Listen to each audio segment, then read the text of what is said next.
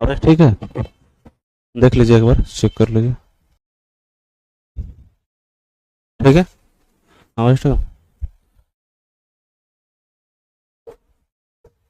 Platform पर आप सभी का स्वागत है। अच्छा, टाइम लगा। तो हम लोग पढ़े थे, खगोल की पढ़ रहे थे, और खगोल की में हम लोगों ने जो बेसिक कंसेप्ट था ब्रह्मांड की उत्पत्ति का वो देख लिया था। ये सब यूनिवर्स से शुरू किए थे।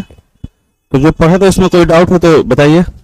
जितना हम लोग उसमें आगे देखे थे, ऑनलाइन वाले भी अगर आप लोगों को कोई डाउट हो तो आप कमेंट कर सकते हैं। तो क्या होता है, हम लोग क्या पढ़े हैं अभी तक? ये पढ़े हैं कि वैसा खगोलीय पिंड जिसका अपना स्वयं का ऊर्जा, प्रकाश और ऊर्जा होता है। कोई भी आकाशीय पिंड है जिसका अपना स्वयं का प्रकाश और ऊर्जा होता है, उसे क्या कहते हैं? तारा कहते हैं। हाँ, प्रकाश होना चाहिए, लाइट होना चाहिए और एनर्जी होना चाहिए। हाँ, ये होना चाहिए। तो इस चीज को हम लोग कहते हैं स्टार्स। ठीक है। अब चूंकि ये बात ये आता है कि भाई तारों के पास ऐसा क्या है, तारों के पास ऐसा क्या है कि उसके पास अपना खुद का ये होता है, गैस होता है। बहुत अच्छा बात है। कौन कौन से गैस होते हैं? हाइड्रोजन है, हीलियम है, और बहुत सारे गैसें होंगी, लेकिन प्रोमिनेंट मतलब सबसे प्रमुख रूप से यही दो गैसें होती है, और धूलकण होते हैं। ठीक है। और हम उसी को चीज को जो जो गैसों के बादल हो गए, जो धूलकण हो गए, उसी को हम लोग क्या बोलते थे? नेबुला बोलते थे ना। इसी को हिंदी में बोलते हैं निहारिका। इतना क्लियर है।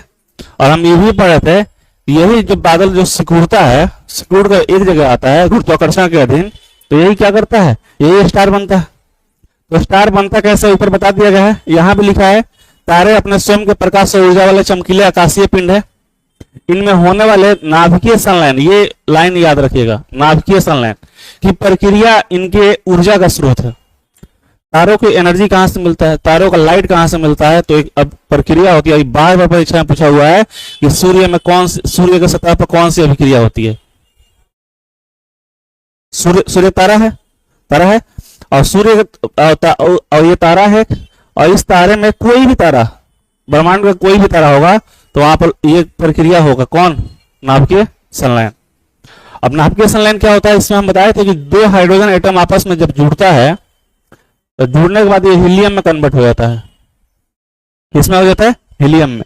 और साथ ही ये होता है तो ऊर्जा बहुत अधिक मात्रा में निकलता है, ऊर्जा बहुत अधिक मात्रा में निकलता है। ये होता है नाभिकीय संलयन। दो हाइड्रोजन के नाभिक आपस में टकराते हैं, क्योंकि गुरुत्वाकर्षण ज्यादा होगा, जब सिकुड़ेगा तो गुरुत्वाकर्षण होगा, और दो हाइड्रोजन आपस में टकराएंगे। टकराने का बाद रिएक्शन होता है।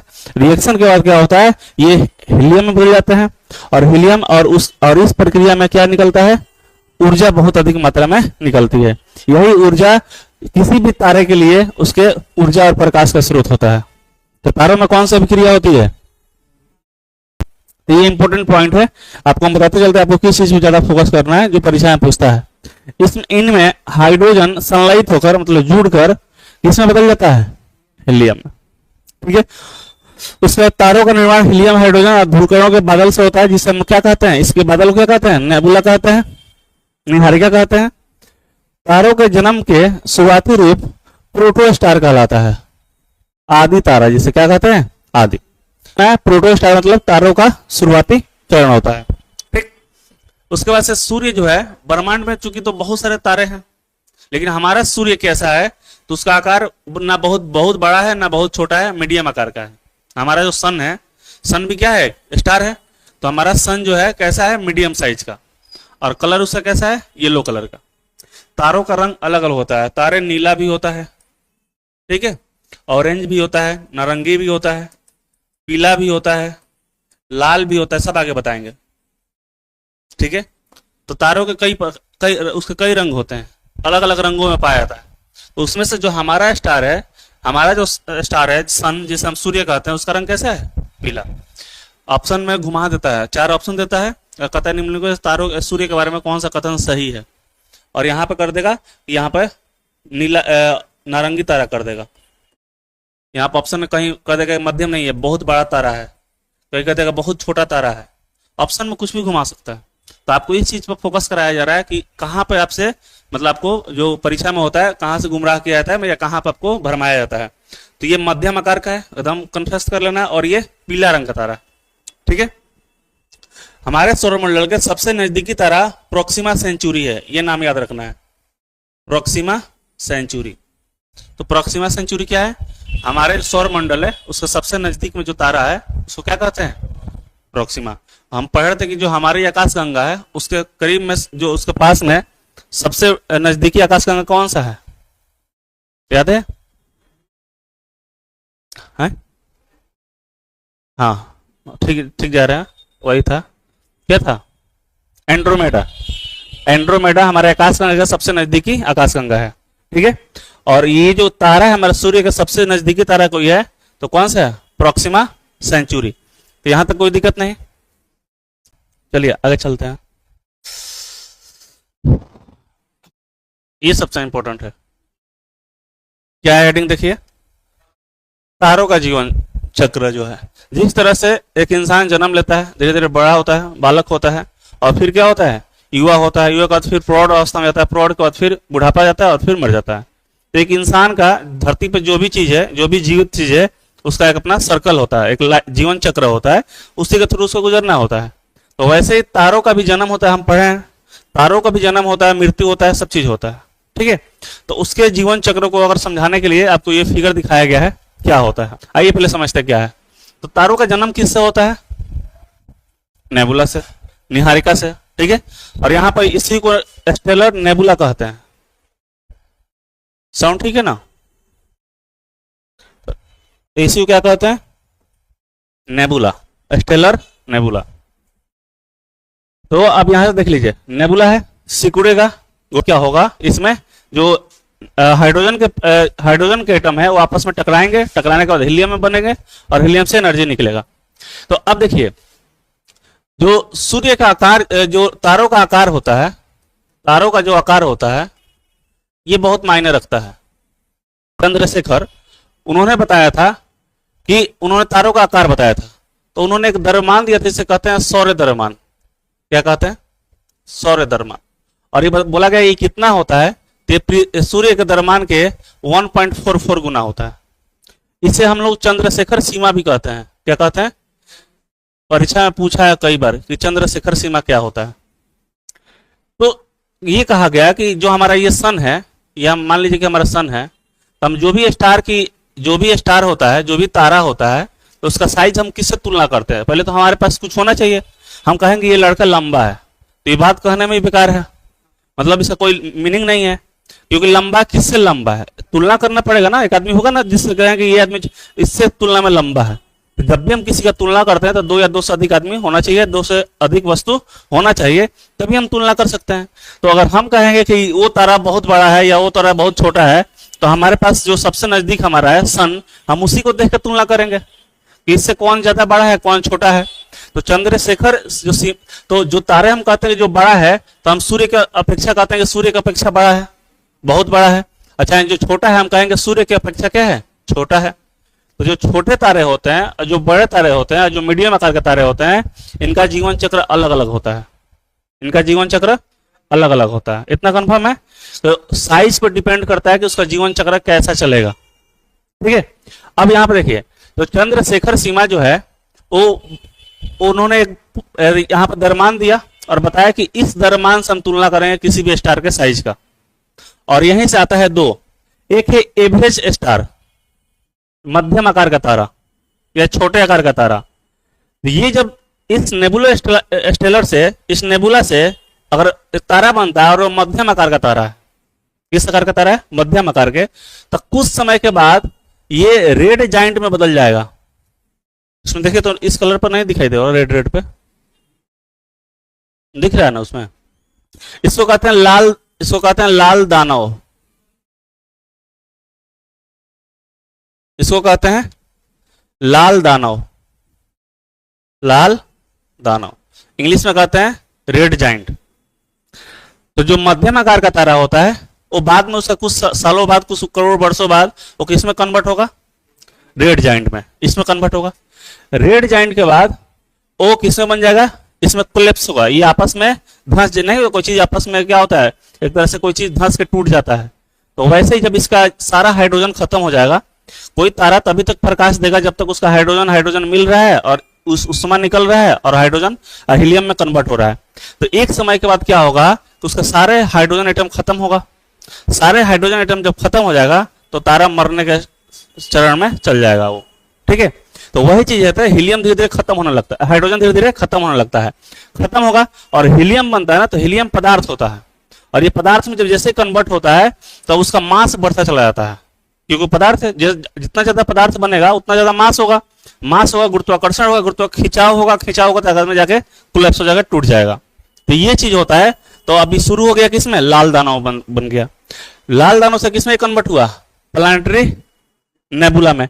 और फिर ये होगा और उसके बाद ये कन्वर्ट होकर लास्ट में व्हाइट ड्वार्फ के रूप में ब्रह्मांड में विलुप्त हो जाता है।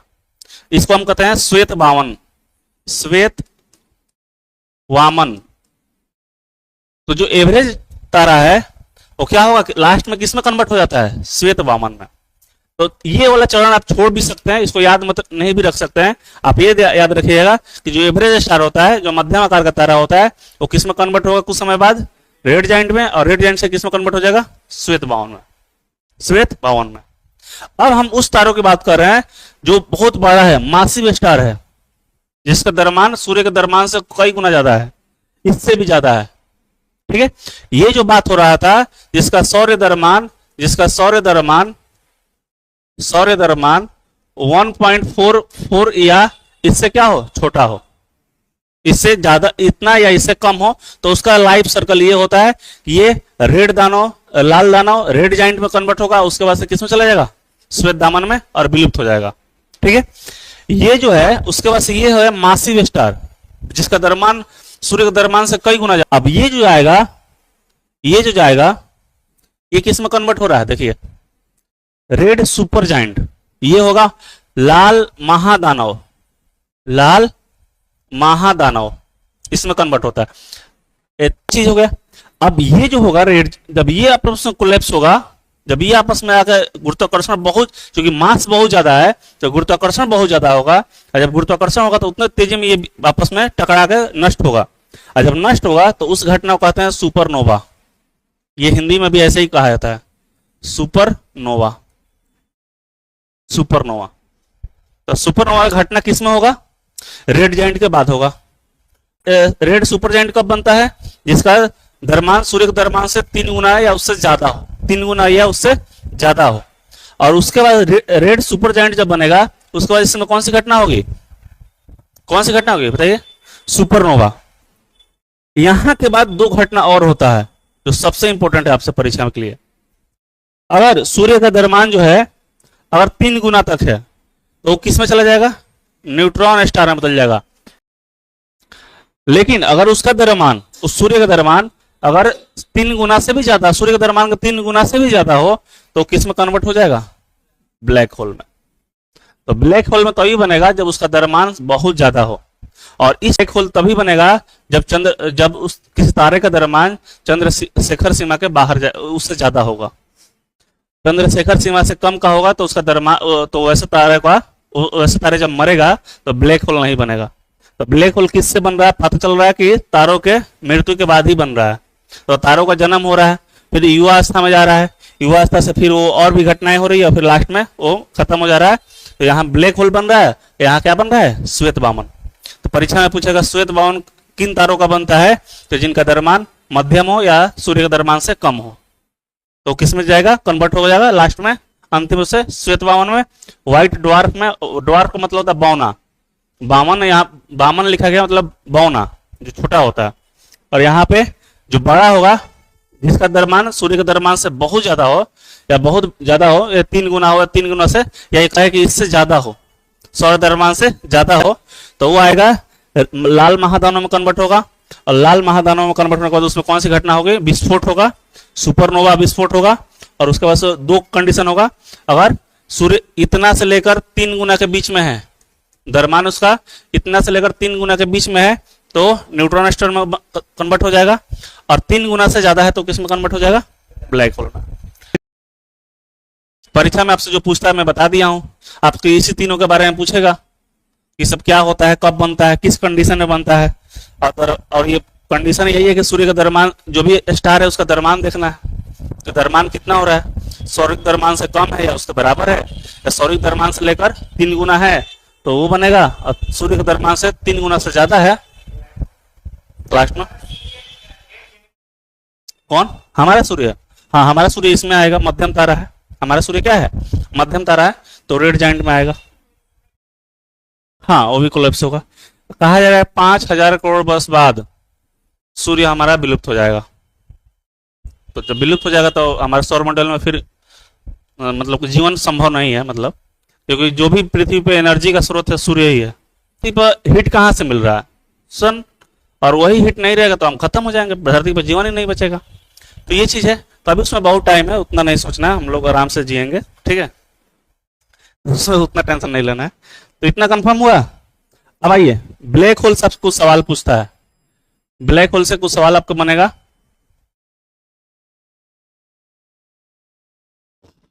ब्लैक होल से सवाल आपका बनेगा कुछ, उसको दिखा देता है। हाँ एक और चीज है, ये बहुत इंपॉर्टेंट है, देखिए तो क्या लिखा गया है। तारों का जो तापमान होता है ना, तारों का रंग से हम उसके एज का पता करते हैं। तो यहाँ पे तारों का तापमान, उसके उम्र की पहचान, थोड़ा सा शायरियाना भाषा में लिखा गया है, लेकिन आप यहां से लिखिए तापमान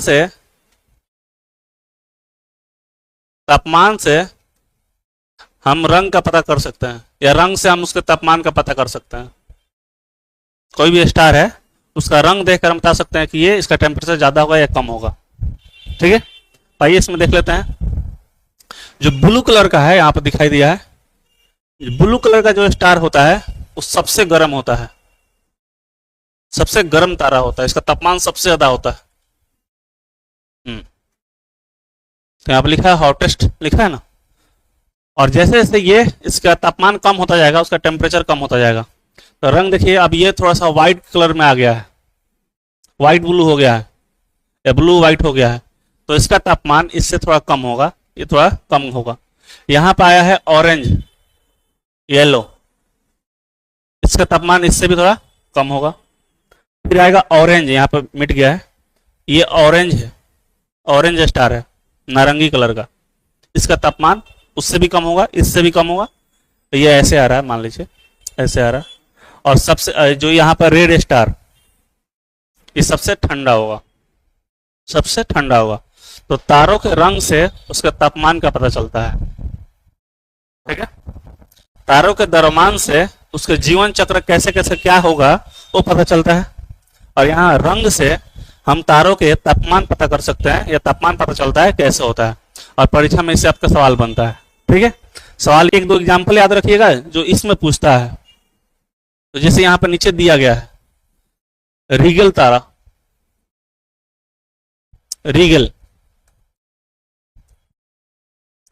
रीगल तारा है, एक ब्लू स्टार है। परीक्षा पूछता है कि एक रीगल जो है कैसा स्टार है, तो ब्लू स्टार है। कैसा है, ब्लू स्टार। वैसे एक साइरस तारा है, ये भी ब्लू और व्हाइट का कॉम्बिनेशन है थोड़ा सा, तो ये साइरस, यही याद रखिएगा बस, ज्यादा नहीं। यही पूछता है, रीगल वाला पूछता है, साइरस पूछता है, तो ये भी एक blue star, blue white star है, ठीक है। इससे इसका टेम्परेचर कम होगा। ये है येलो, जिसमें हमारा आता है सन, हमारा जो सूर्य आता है, ये किस रंग का तारा है बताइए, येलो कलर का तारा है। तो हम अभी पढ़े भी थे जब स्टार का डिस्क्रिप्शन देख रहे थे, तो उसमें बताए थे कि सूर्य जो है मध्यम और पीला रंग का तारा है। भरमाने के लिए ऑरेंज कहेगा, लेकिन ऑरेंज नहीं मानना है, ठीक है। इससे ज्यादा तापमान उसका है, हमने सूर्य का तापमान ज्यादा है थोड़ा, हालांकि इन दोनों से कम है। एक होता है ये, और ये फिर हमारा ये। तो तारों से रंग से हमको उसका तापमान का पता चलता है। तो ये सब चीजें हैं। तो इतना कंफर्म हुआ कि तारों के रंग देखकर हम उसके तापमान को पता चलता है कि ज्यादा गर्म है, ठंडा तारा है, मीडियम ठंडा तारा है, कैसा है, तो ये है। और रीगल याद रखिएगा, रीगल के बारे में परीक्षा में सवाल बनता है कि रीगल कैसा तारा है, तो बहुत गर्म तारा है, एक गर्म तारा है, ठीक है, ब्लू तारा है, ठीक है। आइए यहाँ पे जो बातें हम लोग पढ़ रहे थे चंद्रशेखर सीमा के बारे में। तो एक श्वेत वामन व्हाइट ड्वार्फ का अधिकतम द्रव्यमान है जो लगभग कितना होता है, सूर्य के द्रव्यमान के हाँ, सूर्य के द्रव्यमान के 1.44 सौर द्रव्यमान के बराबर होता है, यानी सूर्य के द्रव्यमान के 1.44 गुना, इतना समझ लीजिए। सूर्य के द्रव्यमान का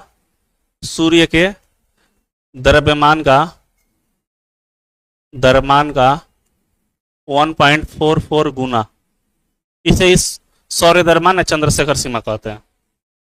ठीक है, तो वो किस में कन्वर्ट होगा, अगर इतना है तो किस में कन्वर्ट हो रहा है, श्वेत वामन में, जो हम लोग अभी देखे थे। और इससे अधिक, इस सीमा से अधिक अगर द्रव्यमान होता है किसी तारे का, तो श्वेत वामन गुरुत्वाकर्षण के कारण स्वयं को स्थिर नहीं रख पाता है। ठीक है, किसके कारण, गुरुत्वाकर्षण के कारण स्वयं को स्थिर नहीं रख पाता है और कोलैप्स होगा, और यह एक सुपरनोवा विस्फोट कर सकता है। यह सीमा भारतीय खगोल भौतिक विज्ञानी सुब्रमण्यम चंद्रशेखर के नाम पर रखी गई है, जिन्होंने इसकी गणना की थी। सुपरनोवा विस्फोट पूछ देता है क्या होता है, तो तारों का एक भयंकर और अत्यधिक चमकीला विस्फोट होता है, बहुत बड़ा भयंकर ब्लास्ट होता है तारों में लास्ट में गुरुत्वाकर्षण कारण। और ये तारों के जीवन का कौन सा चरण होता है, अंतिम चरण। तो सुपरनोवा में याद रखना है कि ये गुरुत्वाकर्षण कारण होता है। जब गुरुत्वाकर्षण बहुत ज्यादा होता है किसी तारों का, तो उसमें क्या है, विस्फोट होता है। और ये विस्फोट कब होता है, तारों के जब उसका लाइफ खत्म हो रहा होता है तब विस्फोट होता है। ठीक है, और तारा कोलैप्स कर जाता है। एक ये पूछता है आपसे न्यूट्रॉन तारा, अभी आया था ना। ठीक है, तो न्यूट्रॉन तारा क्या था, सुपरनोवा विस्फोट के बाद जो बचा हुआ बेहद घना मतलब यहाँ घनत्व हो जाता है, घना का मतलब यहाँ पे घनत्व, डेंसिटी। और छोटा तारा होता है जो मुख्य रूप से न्यूट्रॉन से बना होता है। इसे घूमता हुआ तारा भी कहते हैं। इसे क्या कहते हैं, घूमता हुआ तारा, स्पिन करता है, घूमता हुआ तारा भी कहते हैं। न्यूट्रॉन तारों के पास अत्यधिक शक्तिशाली चुंबकीय क्षेत्र होता है और ये पल्सर के रूप में, ये याद रखिएगा इसको, ये पल्सर के रूप में घूमता हुआ तारा है। तो न्यूट्रॉन तारा का दो चीज, कि ये घूमता हुआ तारा है और ये पल्सर। अब लास्ट में है, एक लास्ट टॉपिक देख लेते हैं आज के लिए, कल से हम लोग और लंबा क्लास चलाएंगे। ठीक है, आज लास्ट यहीं ब्लैक होल तक देखेंगे। ब्लैक होल के बारे में बस देख लीजिए, अंतरिक्ष में ऐसे स्थान जहां गुरुत्वाकर्षण बल इतना प्रबल होता है। इसका ब्लैक होल का सबसे खास विशेषता है कि उसका गुरुत्वाकर्षण बल जो वहां पर होता है बहुत ज्यादा होता है, जो ग्रेविटेशनल फोर्स होता है बहुत हाई होता है। अब इतना हाई होता है कि ये जो लाइट है ये भी अगर वहां जाए तो गायब हो जाएगा, लाइट को भी खींच के खत्म कर देता है। इसलिए वहां पर कुछ भी नहीं दिखाई देता, तो हमको ब्लैक दिखाई देता है। कोई चीज ब्लैक तभी दिखाई देता है वहां से लाइट लौट के वापस नहीं आती है। हमें ये इमेज तभी दिखाई दे रहा है जब लाइट वहां से आ रही है, इस पर गिर के हमारे आंखों पर जा रही है, और ये काफी कम समय में हो रहा है, बहुत कम समय, हमको पता नहीं चल रहा है। हमको कोई भी चीज रूम में दिखाई दे रहा है तो तभी दिखाई दे रहा है जब लाइट उस पर गिर रहा है और गिरने के बाद परिवर्तित होकर हमारे आंखों तक आ रहा है। तो कोई चीज हमें तभी दिखाई देगा। तो ब्रह्मांड में भी कोई चीज हमें तभी दिखाई देगा जब वहां से लाइट हमारे आंखों तक आ रही हो। ब्लैक होल ऐसा क्षेत्र होता है कि चूंकि ये लाइट को भी क्या करता है, सोख लेता है, लाइट को भी निकलने नहीं देता वहां से। तो जब वहां से कुछ लाइट आ ही नहीं रहा था, हमको ब्लैक दिखाई देगा। अब ब्लैक दिखाई देगा, इसका नाम क्या पड़ गया, ब्लैक होल पड़ गया, कि वहां से कोई भी चीज बाहर नहीं निकलता। तो ये चीजें कहा गया ये ब्लैक होल है। तो याद रखिएगा, न्यूट्रॉन तारा इंपॉर्टेंट था, फिर आपका ब्लैक होल है, न्यूट्रॉन तारा का सब चीज याद रखिएगा। ये अत्यंत विशेषता पूछता है, आजकल के परीक्षा में क्या कर रहा है, कहेगा न्यूट्रॉन तारे के बारे में निम्नलिखित में से कौन सा कथन सही है। 3 कथन इसी में से बनाएगा, एक अपने से उल्टा कुछ बना देगा, हो गया। यही सवाल सब बन रहा है। तो ब्लैक होल का आपको याद रखिएगा, यहाँ पर सबसे इंपॉर्टेंट है गुरुत्वाकर्षण बल का मान क्या होता है, बहुत ज्यादा होता है, बहुत ज्यादा होता है, और इससे कुछ भी नहीं बच सकता है, प्रकाश भी उससे बच नहीं सकता है, उसमें जाकर मतलब वहां से परिवर्तित नहीं हो पाता है। तो ये चीज है। अब आइए यहाँ पर देखिए, फोटो आपको दिखाया जा रहा है, एक ब्लैक होल दिखाया जा रहा है, ये आपको एक ब्लैक होल दिखाया जा रहा है। और इस ब्लैक यहाँ पे गुरुत्वाकर्षण जो ये है, कर्वेचर है, उसको दिखाने की कोशिश किया गया है ब्लैक होल को समझाने के लिए। यहाँ जो दिख रहा है ना, पाइप जैसा लग रहा है कि नीचे चला गया, दिखाई दे रहा है, तो ये ब्लैक होल का ये वाला भाग है। ठीक है, और ये कर्वेचर में कुछ पॉइंट है जहां सबसे सवाल पूछता है। तो देखिए यहां से ये पॉइंट है, ये याद रखिएगा, सिंगुलरिटी, सिंगुलरिटी, इसको हिंदी में भी ऐसे ही लिखिए। एक और है ये वाला, हम जितना बताएं उतना याद रखिए, ज्यादा नहीं। इसको हम ऐसे लिख देते हैं, इवेंट होराइजन या हॉरिजन कुछ भी इसको कह सकते हैं, इवेंट होराइजन। ब्लैक होल से आपका सवाल बनता है परीक्षा में, कंफर्म है कि बनता है, बहुत इंपॉर्टेंट टॉपिक है। जैसे आपका सुपरनोवा विस्फोट है, तारों का जन्म है, इंपॉर्टेंट टॉपिक है, उससे सवाल बनता है। जब भी रिवीजन कीजिए तो उस चीज को रिवीजन कीजिए। फिर से आपका न्यूट्रॉन स्टार बताए थे, उससे सवाल बनता है। ब्लैक होल से सवाल बनता है, ब्लैक होल की विशेषताओं से सवाल बनता है। ये जो है इवेंट होराइजन जो है ये क्या होता है, फिर से यहाँ पर सिंगुलरिटी क्या होता है, तो ये केंद्र होता है, ब्लैक होल का केंद्र होता है। ये ब्लैक होल का क्या होता है, केंद्र होता है, ब्लैक होल का केंद्र होता है। और इसकी विशेषता है, चूंकि केंद्र है तो यहाँ पर गुरुत्वाकर्षण बहुत ज्यादा होगा, ग्रेविटेशन क्या होगा, बहुत हाई होगा, उतना हाई कि मतलब सबसे ज्यादा हाई होगा यहाँ पे। इवेंट होराइजन जो है, ये जो आसपास का एरिया दिख रहा है यहाँ पे, इवेंट होराइजन ऐसा क्षेत्र कहते हैं, ये बहुत इंपॉर्टेंट है। इवेंट होराइजन ये ऐसा क्षेत्र होता है जहां से कोई भी चीज अगर यहां चला गया तो वहां के बाद सब कोई भी चीज उसके बाहर नहीं जाएगा, ब्लैक होल उसको खींच लेगा अपने अंदर। यहां से बाहर रहिएगा चाहे कोई चीज रहेगा तभी तक ब्लैक होल के प्रभाव से बचेगा। लेकिन जैसे ही इवेंट होराइजन के क्रॉस किया कोई पदार्थ या कोई लाइट भी, तो खत्म हो जाएगा, उसमें समाहित चला जाएगा नीचे। तो ब्लैक होल में दो चीज आपको याद रखना है, एक सिंगुलरिटी पॉइंट और एक इवेंट होराइजन। परीक्षा में आपको सबसे आसान सवाल, हम तो इतना चीज बता रहे हैं ना, परीक्षा आपसे क्या पूछता है कि इवेंट होराइजन और सिंगुलरिटी नामक जो शब्द है किससे संबंधित है, ब्लैक होल से। सवाल आपको इतना ही बनेगा। बहुत बहुत अगर ज्यादा कठिन बनाएगा, किससे बनाता है, तो इवेंट होराइजन से बनाता है कि इवेंट होराइजन क्या है। तो वो आपको 4 ऑप्शन देगा, पढ़िएगा तो क्लियर हो जाएगा कि वो किसी ब्लैक होल के चारों ओर का वह क्षेत्र जहां उसके बाद अगर जाने पर कोई भी चीज ब्लैक होल के गुरुत्वाकर्षण प्रभाव से नहीं बच पाता है, उसमें समाहित हो जाएगा। नहीं हो तो एरिया है, यही है इवेंट होराइजन। ठीक है, तो याद रहेगा ये सब बातें। तो कैसे आप लोग नोट कीजिएगा, पीडीएफ इन लोग को दे दीजिएगा। ठीक है, पीडीएफ दे दीजिएगा, आप लोग नोट कर लीजिएगा, कल नोट करके लाइएगा। और या जितना पढ़ाया गया उसको रिवाइज करके भी आइएगा, उससे आपसे सवाल पूछा जाएगा। और उसके अलावा जैसे ये चैप्टर खत्म होता है तो लास्ट में एमसीक्यू लाएंगे, यहीं पे हम लोग साथ में किया जाएगा। 4 ऑप्शन रहेगा, क्वेश्चन रहेगा और देखा जाएगा कि कितना आप लोग को याद है, उस हिसाब से प्रैक्टिस आप लोग का और अच्छा हो जाएगा। ठीक है, तो आज भर के लिए रहने दीजिए, इतना ही, कल फिर मिलते हैं।